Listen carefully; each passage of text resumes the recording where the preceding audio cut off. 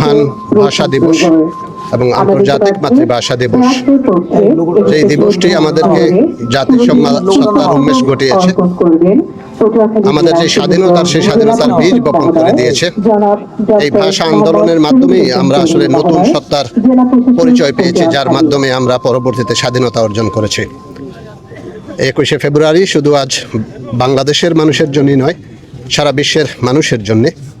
বাংলা ভাষা আজ সারা বিশ্বে গবেষণার একটি ভাষা।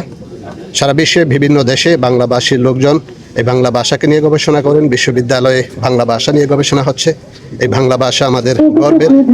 অনেক দেশও আছে, সিয়েরা লিওনের মতো দেশ, যারা বাংলাকে তাদের রাষ্ট্রভাষা হিসেবে স্বীকৃতি দিয়েছে। এই সব প্রাপ্তি আমাদের এই 21শে ফেব্রুয়ারিকে কেন্দ্র করে। 21শে ফেব্রুয়ারি আমাদের গর্বের, আমাদের সম্মানের। এই দিনে আমরা ভাষা শহীদ এবং ভাষা সৈনিকদেরকে শ্রদ্ধা ভরে স্মরণ করছি এবং তাদের রুহের মাগফিরাত কামনা করছি।